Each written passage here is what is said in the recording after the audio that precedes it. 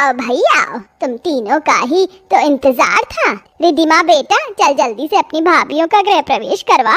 माँ मैं क्यों करवाऊं? ये मौका तो राधिका भाभी को मिलना चाहिए। हे भगवान, मेरा दिमाग, नई बहुओं के आते ही मैं तो राधिका के बारे में भूल ही गई। राधिका बहू, चल जल्दी से अपनी देवरानियों का गृह प्रवेश करवा दे। जी माँ।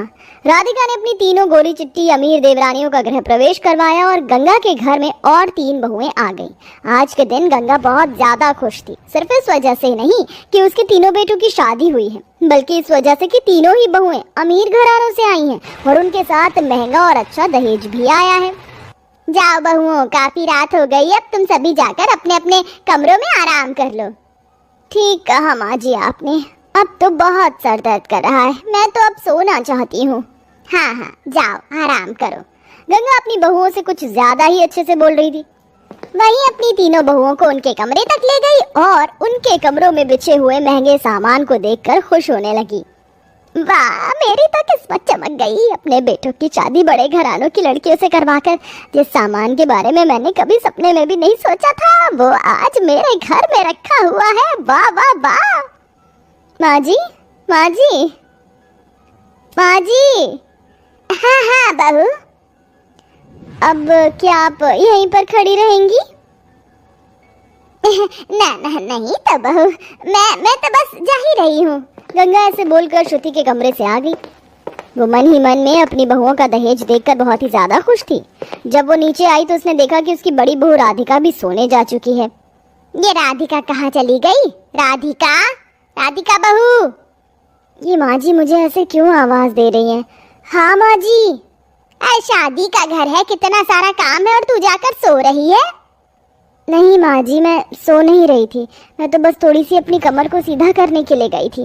हो गई अब कमर सीधी? तो जल्दी से घर को साफ कर, सुबह को नई बहुएं भी जागेंगी तो ऐसा गंदा घर देखेंगी। माँ अब तो काफी रात हो गई है, अब इस वक्त भाभी को भी आराम करने दो ना, सुबह को चारों भाभी मिलकर सफाई कर लेंगी। तुम सभी एक से बढ़कर एक ज्ञानी क्यों बनते हो? मैंने कहा सफाई अभी होगी, बस अभी ही होगी, और ये मैं पूछ नहीं रही हूँ, बता रही हूँ। अच्छा ठीक है माँ जी, मैं समझ गई, मैं अभी जल्दी से घर को साफ कर देती हूँ। बेचारी राधिका थकी हुई थी, लेकिन फिर भी उसने घर की सफाई की। रिद्धिमा को उसकी हालत पर तरस आया, इसलिए उसने भी राधिका की मदद करवाई। रिद्धिमा तुम ये सफाई मत करवाओ, मैं कर लूंगी, रात बहुत हो गई है, तुम जाकर सो जाओ। रात आपके लिए भी है भाभी, और सारा दिन आपने मुझसे ज्यादा मेहनत की है। चलिए मिलकर इस काम को भी खत्म करते हैं, उसके बाद साथ में ही सोने चले जाएंगे। ठीक है। दोनों ननद भाभी ने मिलकर काम किया। गर्मियों की रात थी, दोनों ही सफाई करते हुए पसीने में तरबतर हो गई। चलो सारी सफाई निपट गई। ठीक कहा, लेकिन हम दोनों ही पसीनों में नहा गए। अब ताजे पानी से सुबह में नहाएंगे, अभी सोने चलते हैं।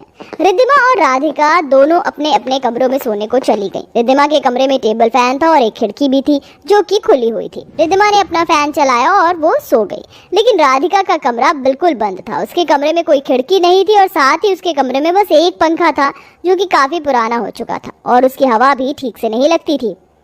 अरे नहीं, मुझे मेरे कमरे का दरवाजा खुला रखना चाहिए था, अब तो इसमें इतना घुट हो रहा है। अगर आप अपनी माँ से प्यार करते हैं तो वीडियो को लाइक और सब्सक्राइब कर दे। कि सांस भी नहीं आ रही है।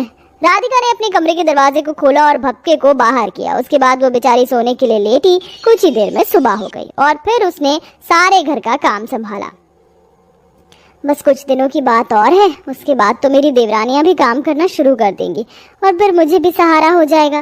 राधिका सोच ही रही थी कि कुछ समय बाद उसकी देवरानियां भी घर के काम करने लगी, लेकिन ऐसा कुछ नहीं हुआ।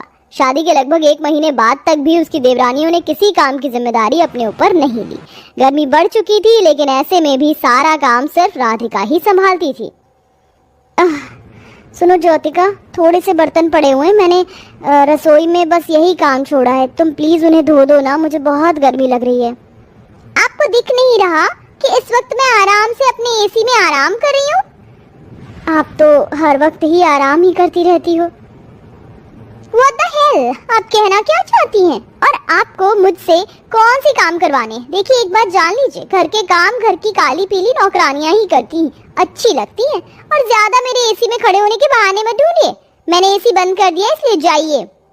ज्योतिका की बात सुनकर बेचारी राधिका कुछ भी नहीं बोल पाई और चुपचाप उसके कमरे से निकल गई।